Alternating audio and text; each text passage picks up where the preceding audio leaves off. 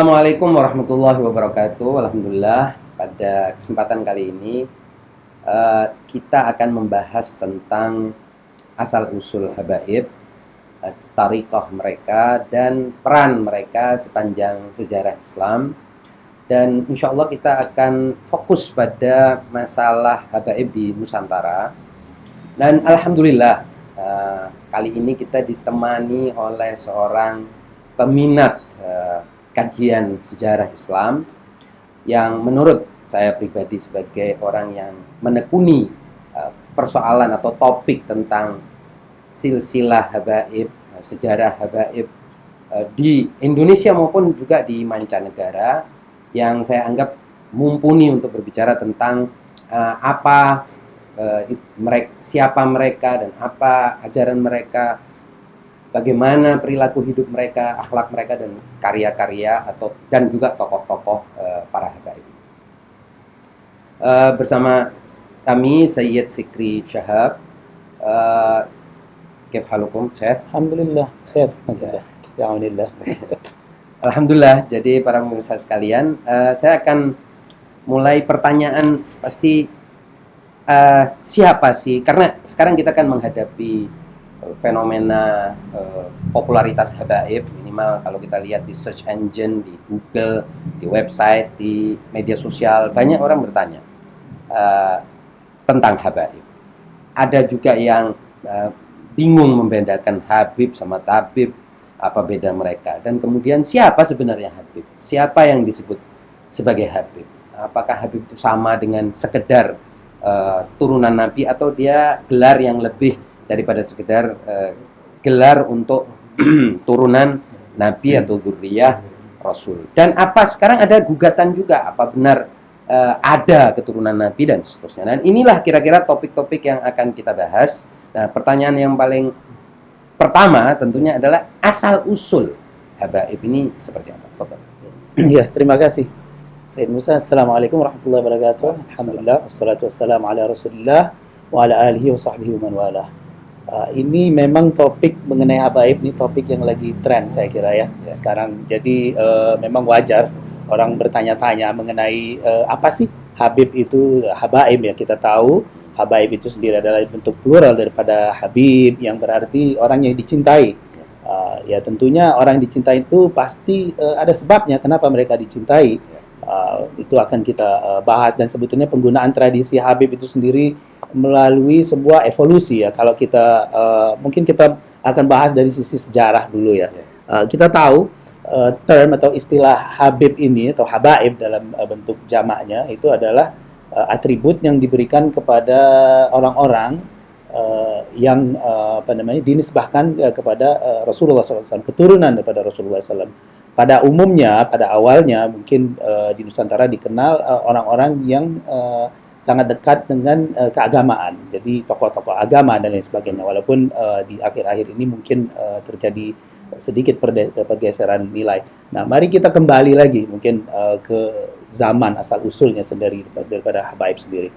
Kita tahu dzurriyyatur Rasul atau keturunan Rasulullah itu terdiri dari dua cabang besar ya. Jadi dari keturunan Al-Imam Al-Hasan, Sayyidina Hasan, cucu beliau, dan kemudian dari Sayyidina Al-Husain, Imam Al-Husain. Jadi dari dua cabang inilah kemudian keturunan Rasulullah berkembang.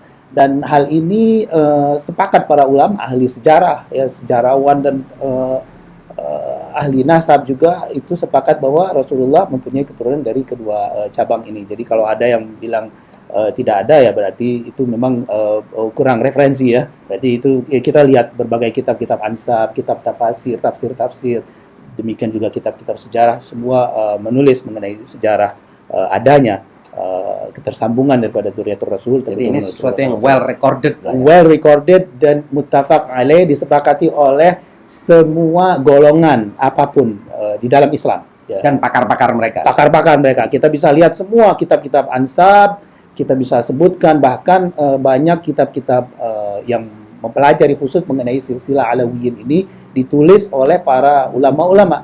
Bahkan diantaranya juga Al-Baladuri itu menulis Ansabul Ashraf yang sebetulnya mengcover bukan hanya keturunan daripada Al-Hasan Al-Husain, tapi keturunan daripada Quraisy. di kitab itu sangat dipakai sebagai salah satu rujukan. Kemudian juga banyak lagi kitab-kitab yang ditulis di abad-abad yang boleh dibilang cukup awal ya. Itu misalkan Ahlul Bait fi Masr, jadi mengenai keturunan Ahlul Bait yang ada di Mesir, yang hijrah ke Mesir. Kalau kita lihat di sejarah juga, kita lihat bahwa banyak memang Ahlul Bait keturunan Rasulullah, baik dari keturunan Al-Hasan maupun Al-Husain, mereka tersebar dan banyak yang hijrah juga ke Mesir, sehingga ditulis oleh satu sejarawan mengenai siapa saja para Ahlul Bait yang di fase-fase awal itu berada di Mesir. Dan kita juga ketahui bahwa Dzurriyyatur Rasul atau keturunan Rasulullah ini kemudian tersebar ke berbagai penjuru dunia, bukan hanya di Timur Tengah saja, tentu karena berbagai macam sebab, baik dari sebab tekanan politik dan lain sebagainya. Tapi intinya kontribusi mereka terhadap penyebaran Islam ini sangat-sangat besar. Bahkan kalau kita lihat salah satu kontribusi daripada dalam tanda kutip habaib, tentu kita tidak sebut dengan habaib seperti sekarang ini. Dulu mereka disebut dengan sadah, jamak daripada sayyid atau ashraf, ya, dikenal dengan ashraf juga. Itu sampai ke Uzbekistan ya. Uzbekistan banyak sekali para sadah atau keturunan daripada sayyid atau habaib ini yang berdomisili di sana dan menyebarkan Islam di sana. Bahkan kalau kita lihat sejarah, dan itu well recorded juga, salah satu dari menterinya Kublai Khan, penguasa di Mongol pada saat itu dia sempat menangkap berbagai tokoh-tokoh politik di berbagai negara-negara yang ditaklukkannya. Itu diantaranya itu yang dikenal dengan Sayyid Al-Ajal Syamsuddin Umar. Jadi Sayyid Al-Ajal itu satu gelar, Sayyid yang mulia, karena di awal-awal para Sadah keturunan Al-Hasan Al-Husain juga sudah dikenal dengan gelar atau sebutan Sayyid atau Syarif. Nah, demikian juga ini. Jadi kita bisa lihat bahkan mereka sampai ke Mongol, dan banyak sejarawan menyebutkan bahwa hadirnya Islam di Cina itu juga, tersebarnya Islam di Cina itu juga tidak lepas dari kontribusi daripada habaib dalam tanda kutip ini, Sayyid Syamsuddin Umar ini dan keturunannya. Bahkan orang-orang Hui itu juga konon juga disebutkan banyak dari mereka yang berasal daripada habaib. Nah, kemudian kita kembali lagi sedikit fokus untuk yang ke arah. Jadi sebelum itu tadi Sayyid Fikri, antum sudah sebutkan ada istilah dzurriyah. Ini mungkin fakta biologis bahwa mereka adalah dzurriyah, kan artinya keturunan. Kemudian ada istilah sayyid, itu gelar, dan mungkin gelar umum orang keturunan ini karena dimuliakan disebut sebagai sayyid. Sayyid kan artinya tuan. Dan tapi kalau di sekarang di Timur Tengah semua orang disebut sayyid ya, sayyidat wasadat gitu. Ladies and gentlemen kan biasa diterjemahkan secara umum sebagai secara tuan, bahasa. Secara bahasa. Ya. Artinya master, atau kalau di bahasa Indonesia mungkin bapak ya, sayyid itu betul. artinya mungkin seperti itu. Kemudian antum juga sudah sebutkan tadi habib. Jadi ada 3 gelar yang tersebutkan di sini. Nah, kemudian nanti juga kita akan bahas jadi perbedaan. Habib ini kan spesifik, artinya ada makna kasih sayang, cinta di situ dan lain itu ada fasenya, nanti kita bisa lihat. Nah, mungkin juga sebelum bicara tentang Habib secara spesifik, mungkin kita mau tarik dulu. Siapa orang yang pertama kali katakanlah menyandang gelar ini dari keturunan Al-Imam Hasan dan Al-Imam Husain itu? Minimal nama ini pertama kali, atau gelar ini pertama kali muncul itu dalam sejarah itu seperti apa? Ya, ini menarik sebetulnya. Jadi mungkin kita balik lagi nih ke sejarah awal. Jadi keturunan Al-Hasan dan Husain itu tersebar di berbagai pelosok penjuru dunia. Di antaranya, nah untuk yang spesifik Habib di Indonesia ini yang kita kenal, itu beberapa generasi ya, Imam Husain, mereka rata-rata dari keturunan pada Sayyidina Husain. Di generasi tertentu itu ada satu semua kebanyakan dinisbahkan atau keturunan daripada Ahmad bin Isa al-Muhajir, salah satu dari progeny tokoh atau leluhur daripada para habaib yang mayoritas berada di Indonesia. Nah, Al-Imam Ahmad al-Muhajir ini sendiri, beliau asalnya berada di Irak, di Basra. Beliau mempunyai beberapa orang anak, sebagian tetap tinggal di Irak, di Basra, dan terus berketurunan sampai sekarang dan tersebar di berbagai penjuru dunia di Timur Tengah, dan para ahli nasab pun juga mereka mentrace keturunan daripada Imam Ahmad bin Isa al-Muhajir, bahkan sampai sekarang dia ada yang di Irak. Nah, di antara salah satu daripada anak Al-Imam Al-Muhajir ini disebut Al-Muhajir karena beliau hijrah dari Basrah, dari Irak ke pada akhirnya dia hijrah ke lembah Hadramaut di Yaman. Walaupun itu berproses, beliau ke Madinah dulu, kemudian beliau haji pada saat itu di abad keempat ya, sekitar 317 Hijriah. Beliau bersama anak beliau dan juga satu cucunya juga ikut yang bernama Basri. Disebut Basri karena lahir di Basrah ya, dikelari dengan Basri. Sebagian menyebutkan nama beliau itu ada aslinya namanya Ismail. Nah, anyways, jadi Imam Ahmad bin Isa mempunyai beberapa anak. Salah satu anak yang ikut bersama beliau itu namanya Ubaidillah. Beliau rombongan dari Irak, bukan beliau sendiri, dengan keluarganya, pengikut-pengikutnya. Begitu juga dengan family-familinya dari anak-anak pamannya. Daripada keturunan Imam Musa al-Kazim juga itu ikut. Sebagian mereka akhirnya sampai di Yaman. Mereka menetap di Yaman, tidak masuk kembali, tidak melanjutkan perjalanan. Imam al-Muhajir Ahmad bin Isa ini kemudian melanjutkan perjalanannya sampai ke Hadramaut.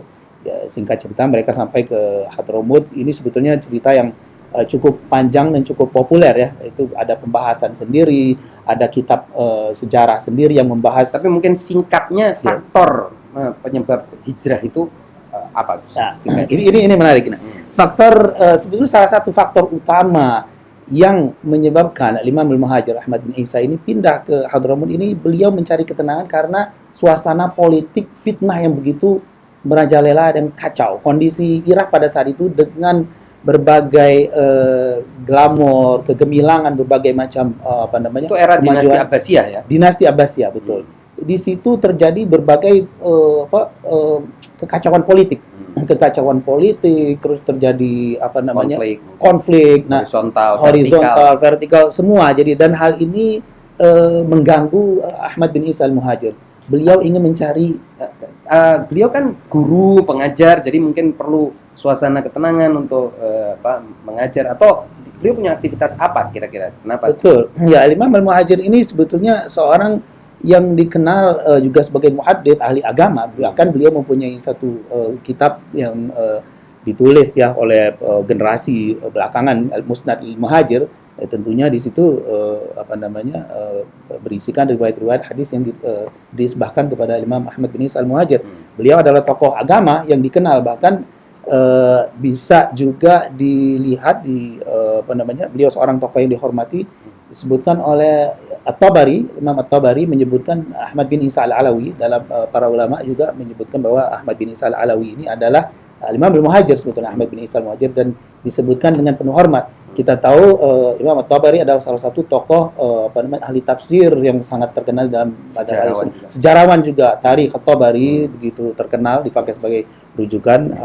Beliau menghormati Imam al-Muhajir. Beliau adalah seorang tokoh agama dan juga beliau seorang successful businessman sebetulnya. Dan ini menarik. Ya, successful businessman. Dan beliau juga disebut di dalam kitab nasab itu Ahmad an-Naffad. Disebut an-Naffad karena dia pada saat itu berniaga bisnis minyak yang diekstrak dari tanah pada saat itu, jadi sudah dipakai itu minyak. Naf ya untuk penerangan dan lain sebagainya. Imam Muhajir sangat terkenal, Ahmad an-Naffad disebutkan. Oleh karena itu kita bisa lihat pedagang minyak, dan itu konon diteruskan oleh beberapa keturunannya yang di Irak. Jadi dan sampai sekarang Basra kan memang terkenal minyaknya. Betul ya. Jadi dia seorang agamawan, tokoh agama yang terkenal, seorang businessman, tapi dia ingin kenapa dia memilih akhirnya untuk hijrah? Ya tadi untuk mencari ketenangan untuk dakwahnya dan untuk menyebarkan agama Islam ini supaya bisa lebih mudah tersebar dengan damai ya. Beliau tidak memilih negeri-negeri lain yang itu sebetulnya menarik. Beliau pilih dan mungkin apakah karena beliau tidak ingin terlibat dalam konflik? Jadi kan kalau beliau ada di situ dia harus mendukung salah satu pihak. Apa ada kira-kira bayangan seperti itu, gambaran bahwa orang seperti beliau itu tidak ingin terlibat dalam konflik yang nantinya dia harus terseret ke arus ini, arus itu? Apa ada kemungkinan? Ya, itu sangat betul.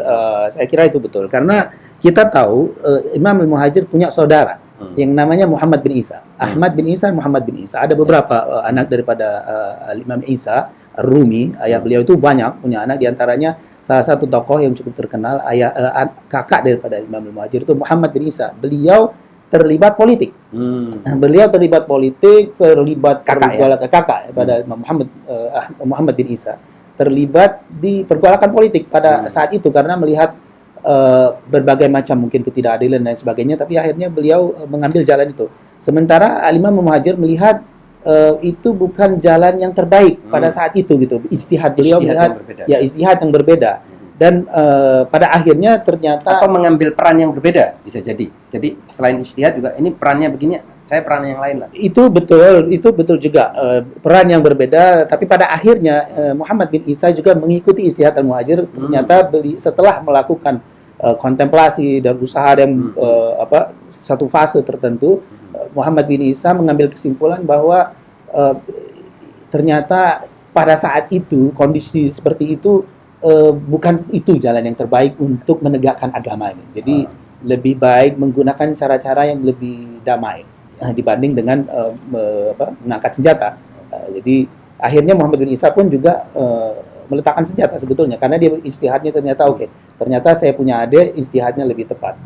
Anyways, akhirnya Imam Muhajir dia pindah ke Hadramut dan di situ kita sebetulnya menarik. Pada saat itu beliau terpaksa mengangkat senjata sebetulnya karena kondisi Hadramut pada saat itu, ketika beliau berada di Hadramut pada saat itu, di sana beliau ingin berdakwah di sana itu didominasi oleh kaum Ibadiyin, satu sekte Khawarij yang sebetulnya sedikit agak moderat, sebetulnya tidak terlalu keras betul, tapi dianggap membahayakan pada saat itu.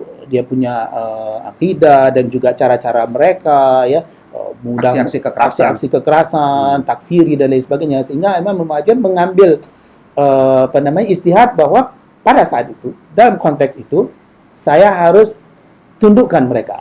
Dan tentunya Imam Muhajir mencoba menundukkan dengan dialog, argumen dan sebagainya sampai pada satu titik di mana argumen tersebut tidak berhasil sehingga beliau beristihad kita harus taklukkan mereka. Dan beliau dibantu oleh penduduk-penduduk asli Hadramut, kabilah-kabilah pada saat itu yang melihat beliau, akhlak beliau yang begitu luhur, ilmu beliau yang begitu tinggi, akhirnya mereka sepakat untuk mendukung Imam Muhajir menumpas ini sekte seperti Imam Ali dulu menumpas Khawarij. Exactly. Nah, ini itu kan Imam Ali juga kan mengirim Ibn Abbas dulu untuk berargumen lah, ceritanya kan begitu. Iya betul ya. Jadi sebetulnya sama apa yang dilakukan mengulang Imam Muhajir dan setelah mungkin singkat cerita akhirnya kaum Ibadiyin ini kalah dan mereka akhirnya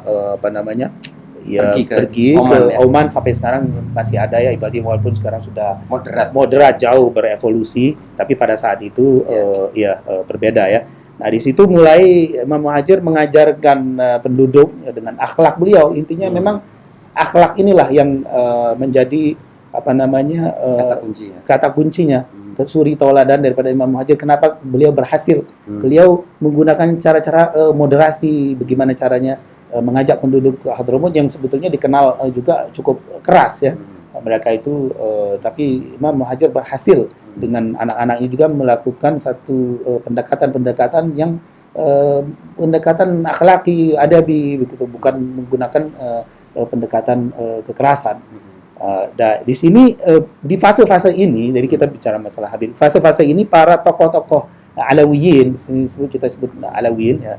Beliau punya keturunan. Alawiyin ini nisbat kepada Ali bin Abi Thalib atau ini dua. Nah, jadi Alawi ini setelah kan nisbat Ali ya kan? Ya, jadi secara bahasa betul adjektiva dari Ali kan? Daripada Ali betul. Jadi semua keturunan Ali yang bersifat Ali kan disebutkan Alawi. Nah, tentunya juga keturunan daripada Ali bin Abi Thalib secara bahasa disebut Alawiyin secara umum. Namun demikian Alawiyin Hadramut punya sedikit specificity. Jadi kita sebut tadi Ahmad bin Isa punya anak Ubaidillah yang diajak beliau. Kemudian Ubaidillah ini punya anak 3. Yang kita sebut tadi Basri ikut hijrah. Nah, ada lagi dua anak beliau yang lahir di Hadramaut, yaitu yang bernama Alawi dan Jadid. Nah, Jadid ini disebut Jadid karena dia lahir di tempat yang baru, ibu baru juga. Nah, ibu Hadramaut. Jadi Jadid dikenal dengan Jadid, walaupun ada nama lain katanya itu nama asli beliau bukan Jadid, wallahu a'lam. Tapi anyway, jadi akhirnya keturunan daripada Jadid dan Basri ini mereka punya keturunan beberapa generasi sampai dan Alawi tentunya, tiga orang ini. Namun di sekitar abad ke-6 keturunan daripada Basri dan Jadid ini tidak berkelanjutan. Sebagian mereka ahli hadis terkenal, ada yang Imam Jadid dan segala macam, Muhammad bin Jadid itu berada di Madinah dan lain sebagainya. Begitu juga Basri. Tidak berketurunan. Yang berketurunan ini cuma dari Alawi. Nah, oleh karena itu keturunan daripada Alawi ini dikenal juga dengan Bani Alawi. Bani Alawi, keturunan daripada Alawi. Dan Ba Alawi dengan dialek Hadramaut. Baninya dibuang. Baninya dibuang. Dialek Hadramaut, Bani Alawi, Ba Alawi. Keturunan daripada Alwi bin Ubaidillah. Nah, dan keturunan Alwi bin Ubaidillah ini juga dikenal dengan Alawiyin untuk dalam konteks Hadramaut. Bukan dari sisi lughatan ya, tapi lebih ke istilahan, secara istilah. Nah, di fase-fase awal ini mereka dikenal ya karena ketokohan mereka, keluasan ilmu mereka itu dengan gelar imam. Karena dianggap mujtahid, mereka mujtahidin. Jadi para sejarawan Alawiyin sebagian menyebutkan mereka tidak mengikuti mazhab tertentu dari sisi fikih, walaupun mereka banyak condong kepada mazhab Syafi'i. Cuma padahal ketika itu Hadramaut tidak bermadzhab Syafi'i. Tidak bermadzhab Syafi'i. Nah, ini juga sebetulnya sisi yang merupakan penelitian sejarah juga berbeda pendapat ulama. Tapi yang jelas di antaranya Habib Muhammad bin Ahmad Syatiri, satu tokoh habaib, sejarawan habaib yang dikenal ya di Jeddah, banyak menulis kitab-kitab juga. Beliau menyebutkan bahwa Imam Ahmad al-Muhajir adalah seorang mujtahid yang tidak ikut, jadi tidak tergantung dengan mazhab Syafi'i. Cuma ijtihad beliau menurut Habib Muhammad bin Ahmad Syatiri banyak bersesuaian dengan ijtihad Imam Syafi'i. Begitu juga kelanjutan yang mereka disebut dengan imam karena ketokohan mereka. Nah, ini di fase-fase awal belum ada jadi term atau istilah Habib atau Habaib itu sendiri. Mereka disebut dengan imam. Kemudian di fase berikutnya, yaitu sampai ke fase Al-Faqih Al-Muqaddam, itu dikenal, Al-Faqih Al-Muqaddam ini sebenarnya ada fase lagi ya, sampai ke Faqih Al-Muqaddam dari keturunan Alawiyin yang mempunyai ilmu, mempunyai ketokohan, itu dikenal dengan sebutan Syekh. Seperti kita misalkan sebutkan, walaupun sekarang kita sebut juga Habib Abdurrahman bin Muhammad As-Saggaf, itu di zaman itu ya, salah satu dianggap Al-Faqih Muqaddam Ats-Tsani.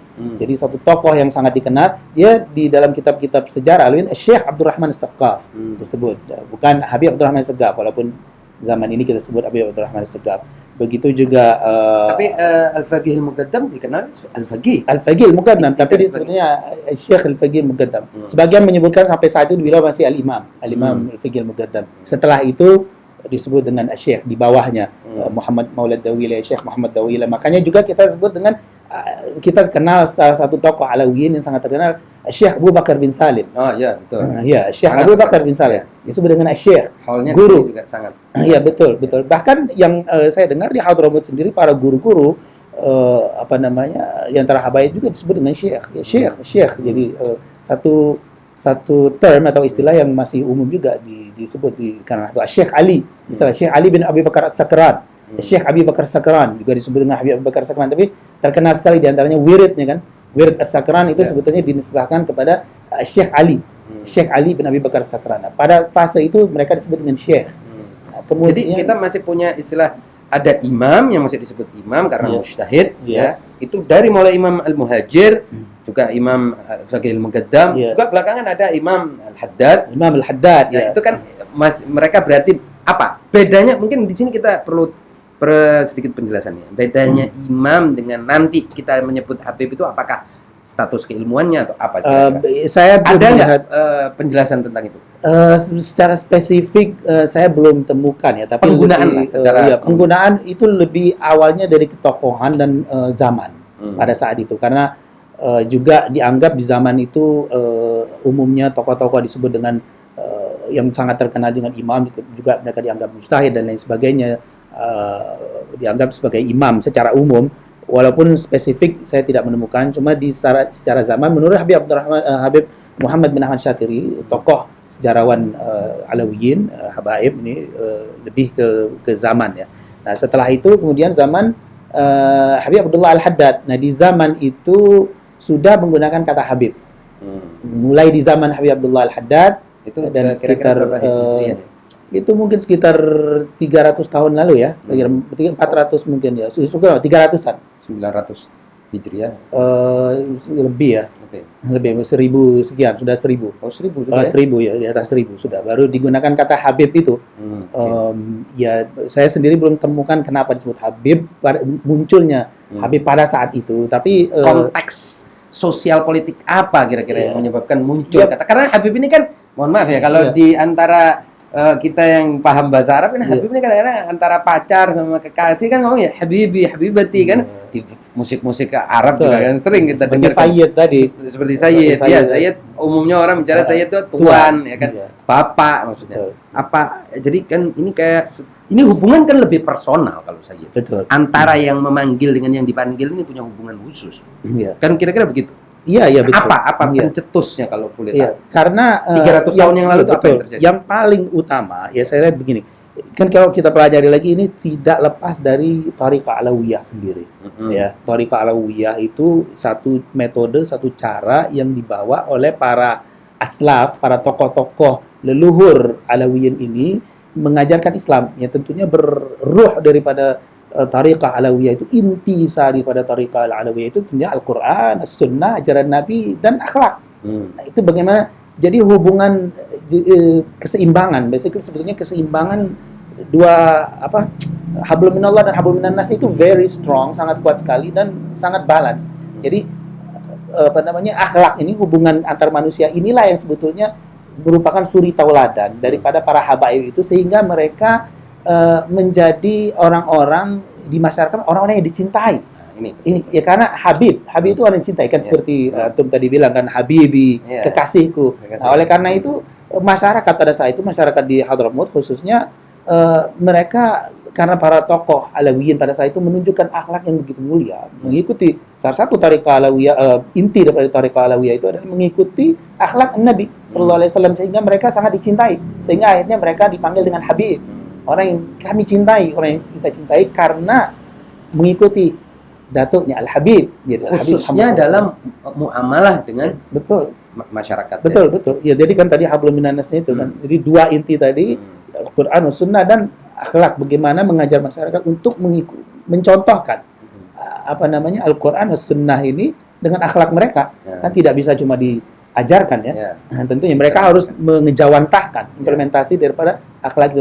Dari situlah akhirnya masyarakat kemudian diduga keras yang menggunakan menyebut mereka menjadi Habib tadi, jamaknya Habaib. Gelar yang personal kan, artinya kayak ada hubungan personal kan. Kalau Betul. orang disebut, masa tiba-tiba kita belum kenal orang itu bilang Habibi kan nggak masuk akal. Itu kan satu sebutan atau panggilan yang akrab, kekasihku. Itu kan sayang kalau di sini kan my love, kan gitu. Betul. Nah, saya ingin coba antum jelaskan ciri-ciri atau perilaku-perilaku apa saja sih yang sangat umum dilakukan para habaib sejak mereka diberi gelar seperti itu. Perilaku umum apa, misalnya menerima tamu, mempersatukan orang yang berkonflik, apa coba? Betul. Nah, itu semua yang antum sebutkan itu semuanya tercakup dalam perilaku para habaib. Habaib sendiri sangat dikenal sebagai tokoh yang sebagai pemersatu umat pada saat itu. Mereka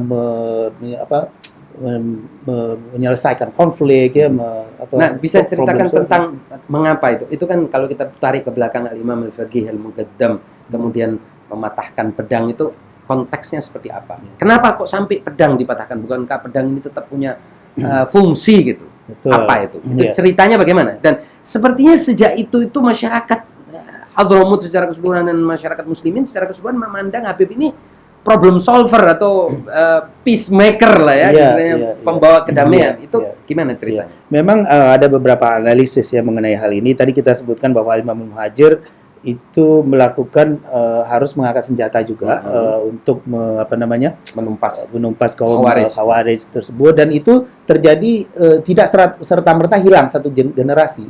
Jadi berlangsung beberapa generasi juga ada terjadi skirmish dalam bahasa Inggris. Jadi sempat konflik-konflik kecil dan juga di zaman itu memang tradisi orang-orang Arab pada umumnya itu memang membawa senjata biasa gitu. Jadi satu budaya yang biasa diterima sampai beberapa generasi sampai akhirnya Imam Al-Faqih Al-Muqaddam di sini melihat setelah beliau menerima khirqah sufiyah, itu sebetulnya ada ceritanya, khirqah sufiyah dari Abu Madian yang berada di Maroko ya.